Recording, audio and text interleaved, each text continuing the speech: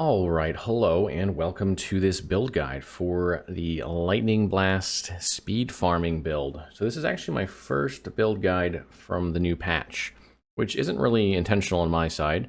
Unfortunately, the new patch has released some bugs that have caused crashes that have been particularly bad for my computer. And it's been really hard to do the end game since the end game resets every time I crash, whether it be the monoliths or the arena. So I haven't been able to put this out as quickly as I wanted to, but I'm kind of running out of time. I want to get this out. It's a really good build, especially for farming. And even though I haven't been able to push it in the arena like I'd want to, it's not really an arena pusher anyway, so it doesn't really matter too much. This build's going to work really well for just about anybody who wants to play it. So here it is. This is, as I said, the Lightning Blast speed farming build. And I'm having a lot of fun with it. I'm having a lot of fun with the Lightning Blast skill tree in general. It's been reworked and is very, very enjoyable. And so let's get into what's so good about this particular build. So the pros for this build are that it has very, very high DPS, both AoE and single target. It's a crit-based build, so it's also a lot of fun to watch all of the big yellow numbers go off as you're just about one-shotting or two-shotting everything on the screen. It also has pretty good movement speed, which is important for a speed farming build.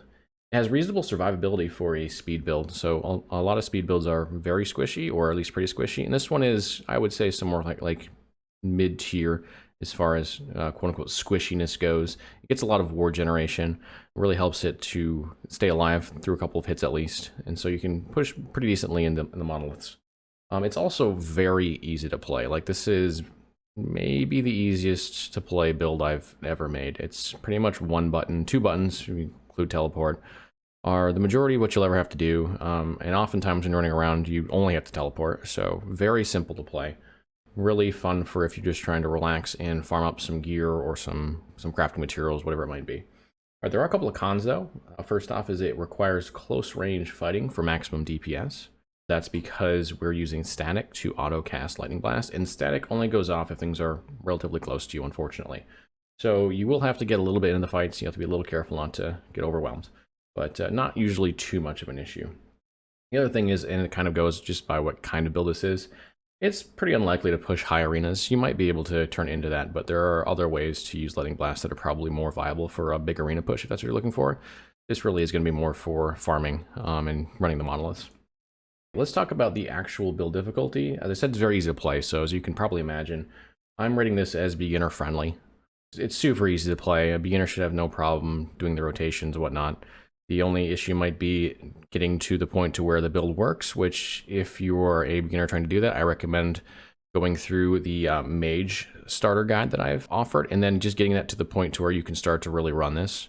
So transitioning over when you get Lightning Blast kind of high enough in one of your specialization slots. But Lightning Blast is totally viable, more than viable when you're actually leveling. I don't have the specifics of how to do that here, but really you can run it on multiple different ways and have a good time getting there. But once you actually get to end game, it's definitely beginner friendly. You don't really have to worry about a whole lot playing this build.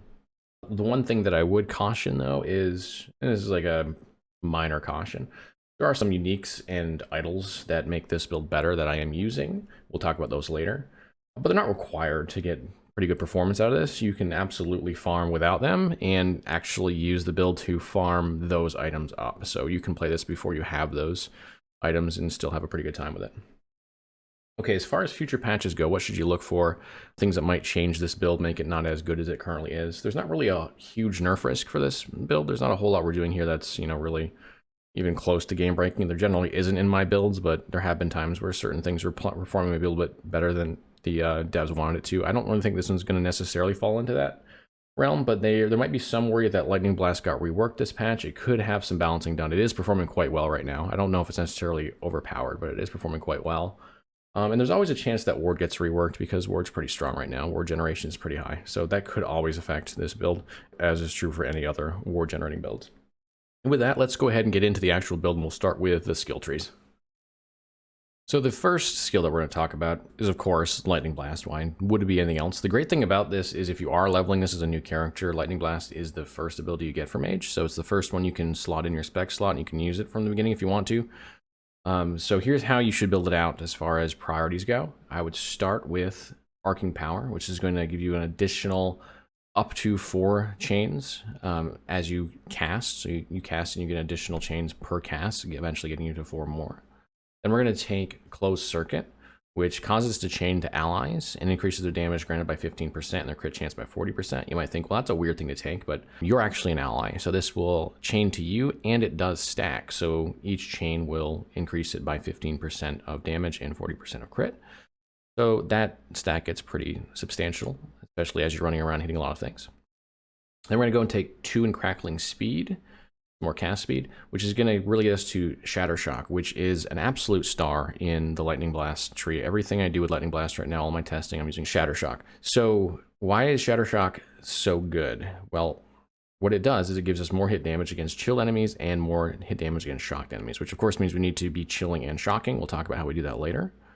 But the reason why that's so good is the more hit damage is a multiplicative effect. You can see it says multiplicative with other modifiers, which means it doesn't get calculated in it, and it's like an additional like 60% on top of like whatever increases you have. So if you have 200%, it's not like now you have 260%. If you're chilling something, it's 200% times 60%. So that's a much more substantial increase in your damage. And it's 60% for chilled, and then another multiplier of 60% for shocked. So this multiplier gets you to some pretty high damage numbers just in and of itself. This is a really, really good node. So definitely don't pass this node up. It might not look special to you. Trust me, it really is.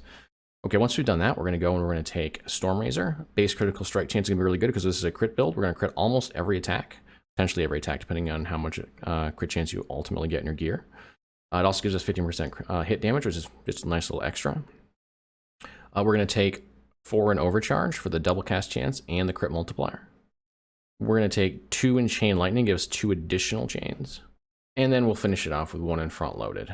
You could also choose to take instead of Front Loaded Hypercharge, which gives that quadruple cast. It's a bit more bursty, but I like Front Loaded because it just gives me a little bit more damage on every attack, so it's a little bit more reliable. Okay, the next thing that we're going to need that really is what drives this as a speed build is static. And the goal here, the primary thing that we're trying to get to is unlimited power, which causes our overload node, which is this one here. Instead of zapping every second while we have over 80 charges. By the way, if you don't know how static works, is you run around, and as you're running around, you build up these static charges over here. And generally how static works is you can eventually expend those charges to do damage. We're not going to do that. We're just going to run around, build up charges, and attack once a second with Lightning Blast. So we're going to take Overload. We're going to take 5 in Diode, which we need to do that to get to unlimited power. But unlimited power is going to allow us to do Lightning Blast. And then we're going to take 2 in Unstable, which causes us to actually get 3 Lightning Blast attacks, as long as there's at least 3 enemies every second, which is pretty crazy. We don't necessarily want any more than that because this does cause the cost of your Lightning Blast to go up pretty substantially. And if you go much more than that, you're going to run out of mana. We definitely don't want that. Okay, so also to get there, you have to take 3 in Reverberation. So don't forget that. You can't roll any because you won't be able to get to that tree. But anyway, 3 in Reverberation. So from there on, what we really want to focus on is maximizing our uptime of our stack charges. Try to get to basically 100% uptime, which we can do. So we're going to take 4 in High Voltage, which gives us a higher movement charge rate as we're moving. So as you saw, as we're walking around, as we're running around, we're building up charges. We'll build more charges. We're also going to take Storm Chaser. This is a really powerful node because this doubles the charge rate while we're moving and then decays while we're standing, but we're not going to stand much at all. So that decay isn't going to affect us very often. And then we'll finish up with 3 points in Overcharge, which gives us 75 maximum charges or plus 75 maximum charges. Just gives us a little bit more of a buffer in case we're using a lot of our charges or we're standing in place for a little bit. All right, so let's get to some of the meat and potato stuff. Flame Ward, as you're probably, if you've played any mage at all, you probably know this is pretty much a must-have staple of any mage build at this point because it builds so much ward. So I build these out pretty standardly, and this one is no exception, although there could be some things we could change in here, but I'll talk about that in a second. So 2 points in Stalwart Defense, more ward. 3 points in Concentrated Shielding, more ward. Even though we lose duration, it's going to be worth it because we're going to be able to take Fortification. But before you take Fortification, go over here and get 2 in Fuel the Flames and take Invigorate. Invigorate's the most powerful node in this tree as far as I'm concerned. It doubles your ward granted. It causes it to be granted over a duration. That's fine, no problem with it being granted over a duration. You just have more stable ward that way. So once you've taken that, then you can go ahead and take Fortification. We can take 4 or 5 in dilation, although I take 2 here to start, and then go 2 in energize, and then take 4 in recollection. Recollection to give us that ward retention. It's very, very nice for these builds. Then we got that 4 in dilation. Now, what we could do, you can probably also notice I've taken 1 in desperate defense. I started this out before I picked up exsanguinous. Once you have exsanguinous, you can definitely transfer over 2 of these from dilation to desperate defense, which will give you 30% of your missing health as ward. And especially if you're building up health on your gear, which you can definitely do if you're running exsanguinous. It just gives you a little bit more defense, and this will give you even more of a benefit by doing that. But if you're not running exsanguinous, don't worry too much about desperate defense because you're not going to get anything out of it. Okay, then we're going to go to teleport. Now, teleport is built a little differently for me this time than I often do it. So usually when I build teleport, I go and I pick up these mirror images, but the mirror images have 2 problems. One, we don't really have enough to go with the ward stuff here as well as the elemental nova stuff here, which I'll talk about in a second why we did that. But 2, the chaining to allies causes them to chain to the mirror images, which means they're chaining to the mirror images instead of to enemies. So this actually becomes a DPS loss once we have mirror images up, because enemies are getting hit less often and the images are getting hit instead. So we're going to avoid that. And instead, we're going to go down here. We're going to take elemental affinity, elemental damage.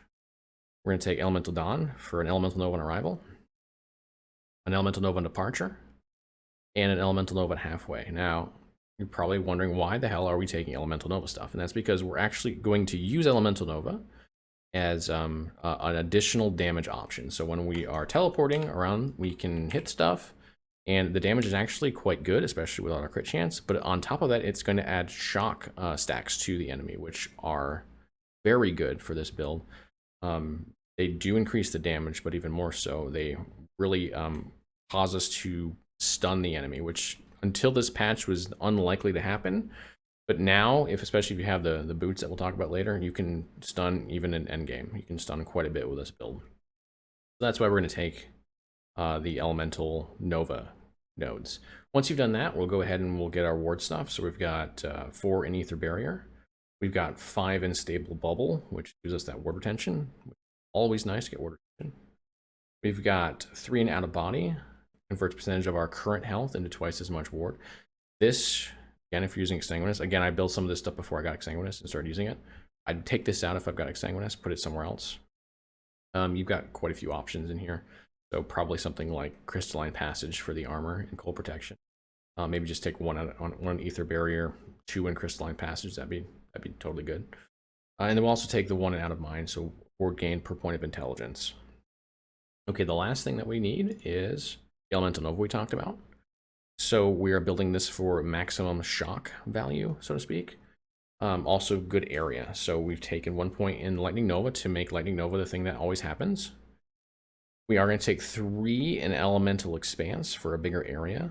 And then we will be taking 1 in charge destruction, but I would take this last because the crits on this don't matter as much as the crits on your lightning blast. This really is going to be mostly for a shock applicator, even though it really will do quite good damage.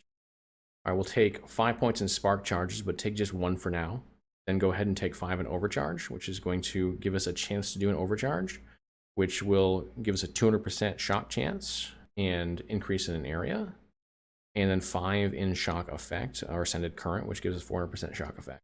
So a very large shock effect from that. Then go ahead and finish up with 4 more spark charge. Spark charge is a nice little extra way of getting damage. But the real stars of the show here are overcharge and then current, and then to a lesser extent elemental. That rounds out your skill trees, or your active skill trees. So let's go ahead to the passives. All right, real quick before we actually talk about the passive tree, I did fail to mention that on my bar you probably noticed I have snap freeze on there. I don't have elemental nova. The reason for that is because elemental nova is just auto casted by teleport, and so we don't need it on the bar. We're not going to manually cast it for anything. There's no reason to. If we're going to manually cast anything, it'll be lightning blast. And so snap freeze gives us a nice little 2-second CC that if we're fighting, say, a difficult boss and we need a little bit of time to burn it down, we can just snap freeze them and problem solved. We'll go over that a little bit more in the rotation. Okay, let's actually talk about the passives now. So we're starting with the mage, the base.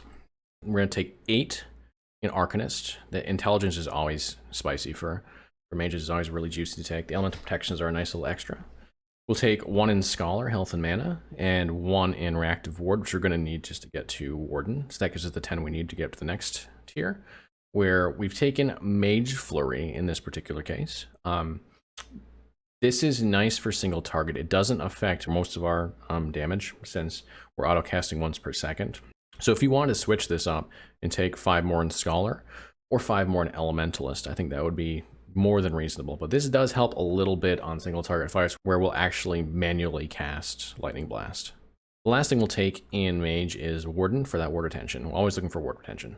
Okay, next we've got to take 20 points in Spellblade, which is not ideal because Sorcerer and Spellblade are not synergistic skill trees, but we need Static. Static is a must-have for this build to work the way it's designed. So we're going to take 8 in Elemental Affinity, gives us 40% increased elemental damage and some elemental protection. We're going to take 2 in Storm Duelist, which honestly does absolutely nothing, but we have to put it somewhere, so why not put it in Lightning, because, you know, it seems like it would fit. And then we'll take 10 more in Glacial Might for 10 Vitality and 150 full protection. Vitality is actually pretty good, so not too big of a deal to take this one. We're only losing 2 nodes that are basically completely useless in this build. So that gets us to Static. Next we go to Sorcerer. We're going to take 8 points in Calculated Destruction for that increased spell critical strike chance. We really do want to try to get our spell crit to as close to 100% as we can because our crits are going to get pretty crazy. Then we'll take another 7 in Mana Shell. We'll take 10 in Wisdom for the 10 Intelligence and the 30 Mana. Both Intelligence and Mana are really good. We'll talk about why Mana is good in the gearing section, but there are some lightning damage idols that double if you have 300 Mana, so we're going to try to get the 300 Mana so that we can get that double lightning damage from those. Then we're going to take 5 in Whirling Snow. This is for the chill chance. If you remember, we want to chill enemies because when we do, we get a 60% damage multiplier from that. So this is a really easy way of getting a chill chance that's pretty consistent. Once we've done that, we can take Crackling Precision, 50% increased critical strike chance, but wait, the effect is doubled for lightning skill. So it's a 100% increased critical strike chance from 5 points, not too bad. Then we get 50% spell crit multiplier, which is quite good for 5 points. I have taken Distant Spark here, which gives us a Spark Nova chance on attacks. This is a pretty good damage node or whatever. It gives us pretty good damage, but not necessary. I'm considering switching over to Arcane Current and getting, would that be 250% increased shock effect? But you can't go wrong with either one of these.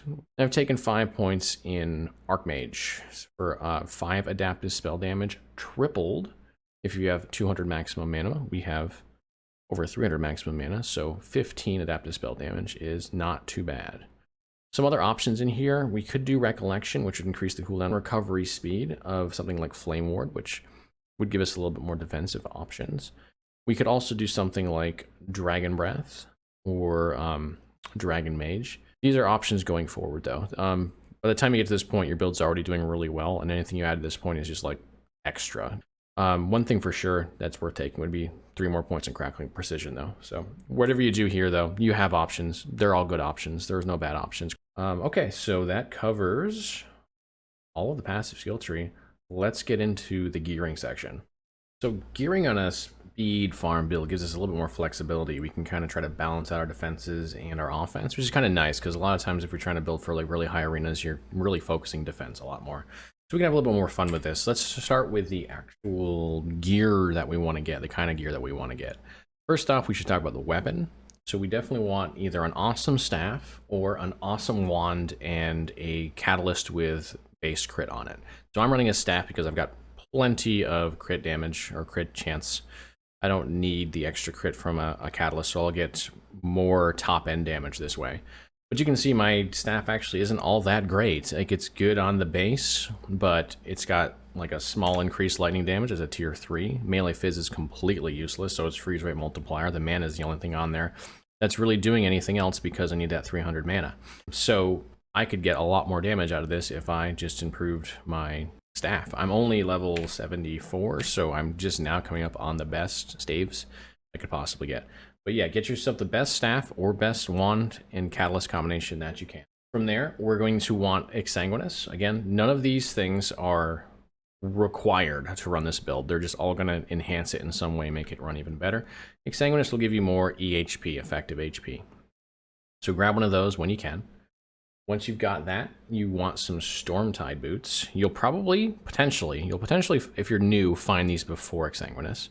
The higher these roll, the better. These are kind of god tier. I got really lucky with these. I got almost perfect rolls on everything, but you don't need that. Of course, it's going to make it better. The shock effect is really the most powerful part of this. If you can get a really high shock effect like I did here, it's going to be really valuable to you because it both decreases their elemental resistances, so they take more damage, but more importantly, it decreases their stun resistance, so they're more likely to get stunned, and with the high damage output of the individual hits on this, you will stun things, and that plays a really good role in CCing things and keeping yourself alive. So, especially on bosses, it's really cool when bosses start to get stun locked. A lot of fun. Okay, the other unique, that's not a technically set item, is Strong Mind, and I'm running this for 2 reasons. 3 if you include the spell lightning damage on the base. The mana to get me above 300 is the primary reason, but also the maximum mana add as stun avoidance, because we are wearing the Stormtide boots that will shock us for 4 seconds if we stop moving, and that makes us have lower stun resistance, just like it does to the bosses, so this kind of helps make up for it. Again, not a necessary part, but if you're not getting to 300 mana, or if you're finding yourself getting stunned a lot, then you might want to wear Strong Mind. And you probably need it to get to 300 at least at first. And then once you've got those 2 things sorted out, if you want to move on from that to a nice crafted item, it should be totally good. The other thing I think I was really good in this that is not, again, needed, but very powerful are the Invoker Static Touch. 2 of these with the spell lightning damage and the shock chance and the shock effect. Since that's all the stuff that we're focusing on. If you get high rolled, especially on the shock effect, I think the lightning damage, the lightning damage is just 13 no matter what. But if you get good shock effect, good shock chance, these are going to be really nice. They also have mana on them, which helps for the 300 mana, so really solid stuff. Outside of that, everything is crafted, and again, you can run craft on these 2. You don't need any of this stuff. They'll just make it kind of smoother, more powerful in some way or another. How about idols, though? So my preferred thing on idle, since we are running a speed build, so clear speed is kind of our primary concern, is the increased lightning damage that is doubled if you have over 300 max mana, which is why we've been pushing for 300 max mana this whole time. So, for example, this one is 44% increased lightning damage, but it's actually 88% because it's doubled by our 300 mana. I've got, I think, 4 of these on. Another one, here's another one, and here's another one. So that's the thing that I want the most on these, but other than that, you can get crit chance with lightning. I think I've got 1 with that on it. Let's see, this one right here. You can get ward retention. I've got a little one on here, just 4%, but it's better than nothing. It's also got some lightning damage on it, which is nice. And ward when hit is on one of these as well, is a nice one. Yeah, 16% chance to gain 30 ward when hit. Just a little extra ward if, things go crazy, a little bit extra EHP. So focus your idols on the lightning damage doubled. The air stuff is kind of gravy. Okay, last thing, stat priority. What should you be focusing on, especially on or particularly on your crafted gear? First off, you need to get glance below to 100%, just like any other build. Try to get your glance below to 100%. That's your goal. I don't think I've done it on this one yet. Nope, but I've almost done it. I'm 98%. Really, really close, but get that to 100%. Once you've got that, intelligence, 4% spell damage or damage on your skills, and also 4% ward retention per intelligence. Always great on any ward build and any caster build, any mage build. Then you're going to want critical strike if you're not near 100% already. If you are, don't worry about that. Lightning damage, crit multiplier is really good. A spell or elemental damage. Health for your Exsanguinous, your EHP. And after all that, look at crit avoidance and armor and procs. Weirdly enough, crit avoidance, armor, and procs are pretty low. But again, this is a speed build. This is meant for farming. It's not meant for, face tanking stuff or taking lots of hits. You're trying to clear stuff as quick as possible. And so damage is a little bit more priority. And last but not least, rotation. And this rotation will be one of the easiest you will ever find in a last Epoch build. So first thing you want to do is put your Flame Ward on autocast. As always, never use Flame Ward when you're not autocasting it. Why would you do that to yourself when it can just cast itself for you instead of you having to try to manage it? Then what you're going to do is you're going to run around to try and get spark charges. This is really easy because you're going to be trying to run around anyway, because the game is all about running around and killing stuff. Once you're up to over 80, you will start to auto cast your lightning blast. And the way we've built this, you should not have any reason to not be casting it as long as you continue to run around. You'll also teleport around. Teleport's going to auto cast your elemental novas, which will shock things and do more damage. And that is the majority of what you will do. Eventually, you'll run into some rares that take a few extra hits, and then you can just stop and start casting Lightning Blast on them and absolutely obliterate them with Lightning Blast because it's really strong. And that is most everything you'll do, with the possible exception of if something's kind of tanky and you're a little worried about it hitting you, you might throw a Snap Freeze at it to get 2 seconds of damage on it before it can actually attack you. That is it. This is a really, really easy rotation. All right, that'll do it for this build guide. This is definitely a fun build. It's kind of one of those builds where, like, if you're old enough and you enjoy beer, having a few beers with this and just relaxing this build is definitely meant for that. Relax, farm, kill stuff, enjoy whatever you do to, you know, relax. If you drink beer, whatever. With this build, perfect. Just absolutely meant for it. All right, thanks everyone for watching. As I tell you every video, and as is still true, I stream usually about 6 days a week. These next couple of weeks are going to be a little weird. I'm actually moving to Wichita from Houston to live with my wife, so I might not be around as much, but generally I stream on Twitch and would love to have you join. Love to have you come hang out, ask questions, all that stuff. Also have a Discord to ask questions there if you'd like to, and just join the community and be an active member of that. Would love to have you there as well. Enjoy your time on Last Epoch. It's a great game. It's only getting better. And I will see you again real soon.